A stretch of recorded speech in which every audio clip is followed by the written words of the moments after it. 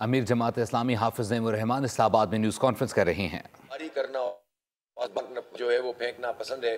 امیر جماعت اسلامی حافظ نعیم الرحمان اسلام آباد میں نیوز کانفرنس کر رہے ہیں۔ اپڈیٹ کریں آپ کو، امیر جماعت اسلامی حافظ نعیم الرحمان اسلام آباد میں نیوز کانفرنس کر رہے ہیں۔ صورت میں دنیا کے سامنے پیش کیا ہے، جس کی ہسٹری میں ریڈ انڈینز کا خون شامل ہے، جس کی تعمیر میں ہی جو ہے وہ ایک خرابی کی صورت مضمر ہے، اور جس نے وہ جگہ ہے جہاں پر یورپی اقوام افریقہ سے لوگوں کو لا کر انہیں غلام بنایا تھا اور اپنی جنگوں کے لیے استعمال کیا تھا، اور اس کی بنیاد پر امریکہ آگے بڑھا۔ پھر یہ وہی امریکہ ہے جس ہیروشیما ناگاساکی پہ پھینکا، جن میں لاکھوں لوگوں کو لمحوں میں ایک بم پھینکا، پہلے 6 اگست کو، پھر 2 دن کے گیپ سے دوسرا بم بھی پھینک دیا، کوئی روکنے والا نہیں تھا۔ اور یہ وہی جس نے عراق پر جھوٹ بولا پوری دنیا کے سامنے، دنیا بھر میں حکومتوں کے تختے الٹتا ہے، کہیں کہتا ہے ہمیں جمہوریت چاہیے جب اسے اپنی مرضی کی حکومتیں بنانی ہوں، اور کہیں وہ بادشاہتوں کو طاقتور بناتا ہے اور جمہوری قوتوں کو سبوتاژ کرتا ہے۔ آپ نے دیکھا کہ مغربی ممالک کا یہ چہرہ کس طرح بے نقاب ہوتا ہے کہ الجزائر میں یہ 90 کی دہائی کی بات ہے کہ وہاں کا جو اسلامک سالویشن فرنٹ تھا اس نے 80% سیٹیں اور ووٹ حاصل کیے تھے، لیکن ان کی حکومت نہیں بننے دی گئی، ان پر پابندی لگا دی گئی۔ حماس نے 2006 میں تاریخی کامیابی حاصل کی، ایک ڈیموکریٹک فورس کے طور پر سامنے آئے، جمہوری انداز میں کامیابی حاصل کی۔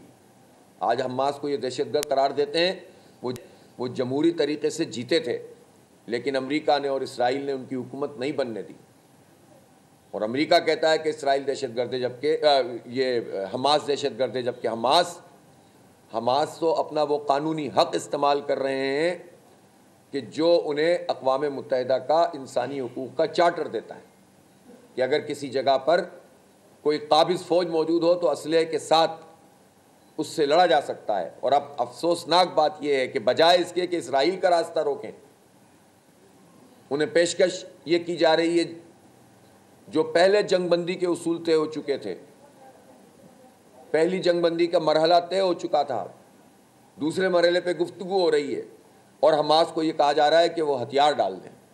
گویا اس کا مطلب یہ ہے کہ اگر رہی صحیح کوئی کسر رہ گئی ہے تو وہ بھی ختم ہو جائے، اور وہ سارے ملینز کی تعداد میں انسانوں کو قتل کر دیں اور کوئی پوچھنے والا بھی نہ ہو۔ یہ کیسے ممکن ہے؟ کوئی غیرت مند فورس تو یہ کام نہیں کر سکتی، اور حماس تو کبھی بھی یہ کام نہیں کریں گے۔ ختم ہو جائیں گے لیکن وہ ہتھیار تو نہیں ڈالیں گے۔ اور افسوسناک بات یہ ہے کہ یہ پیشکش وہ میڈیٹرز کر رہے ہیں کہ جنہیں یہ بات کنوے ہی نہیں کرنی چاہیے تھی۔ اس لیے ہم یہ سمجھتے ہیں کہ یہ جو پوری ساری صورتحال ہے، اس میں ہر باضمیر انسان کو فلسطینیوں کے حق میں کھڑا ہونا چاہیے اور امریکہ اور اسرائیل کی مذمت کرنی چاہیے۔ جب تک انسانوں کا سمندر سڑکوں پہ نکل کر بار بار نہیں آئے گا اور پوری دنیا میں یہ کام بیک وقت نہیں ہوگا، جب تک لوگ اپنے عمل سے اپنی یکجہتی کا اظہار نہیں کریں گے اور ایک ایسا زبردست قسم کا نیٹ ورک نہیں بنے گا جو ان طالع آزما قوتوں کا راستہ روک سکے، تب تک یہ اسی طرح سے قتل عام کرتے رہیں گے۔ آج ایک جگہ کریں گے، کل دوسری جگہ کریں گے۔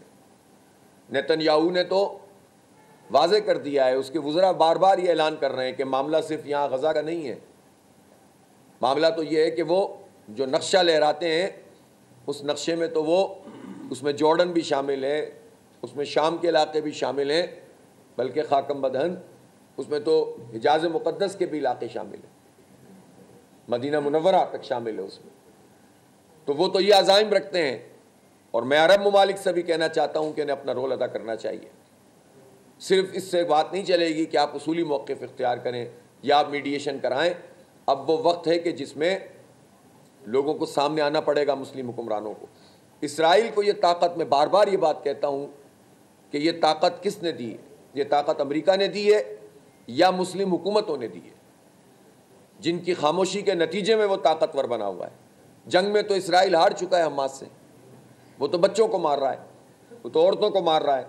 اس لیے ہم پاکستان کی حکومت سے بھی بار بار یہ مطالبہ کر رہے ہیں کہ لیڈنگ رول ادا کریں۔ پاکستان ایسی مملکت کا نام نہیں ہے کہ جو صرف ایک اصولی موقف اختیار کر لے یا امداد کو روانہ کر دے اور اس پر خوشیاں جو ہے وہ کہے کہ خوش ہو جائے کہ جناب ہم نے تو امداد دے دی.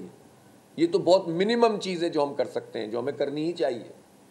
لیکن اس سے بڑھ کر یہ کرنا پڑے گا کہ اب فوجی سطح پر بھی اسٹریٹجی بنانی پڑے گی اور پیش قدمی کرنے کے لیے اقدامات کرنے پڑیں گے. اس کے بغیر بات بنے گی نہیں, ورنہ سب کا نمبر آئے گا, کوئی بچے گا نہیں.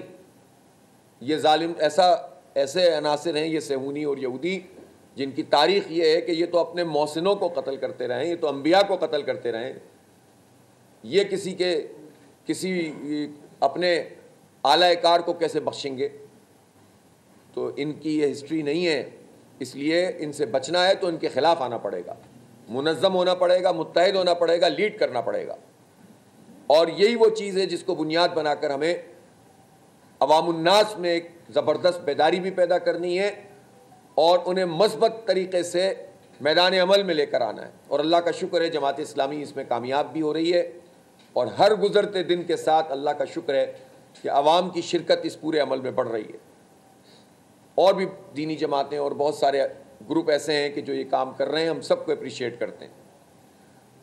اور ہم اپنی ذمہ داری سمجھتے ہیں کہ چونکہ جماعت اسلامی کا دعویٰ یہی ہے, ہم تو مسلک اور فرقہ اور قوم اور برادری اور جغرافیہ سے بڑھ کر انسانیت کے لیے اور نبی پاک صلی اللہ علیہ وسلم کے امتی ہونے کی حیثیت سے, ایک مسلمان ہونے کی حیثیت سے, اور قبلہ اول کے ایک ادنا سے امیر جماعت اسلامی حافظ نعیم الرحمان اسلام آباد میں نیوز کانفرنس کر رہے ہیں.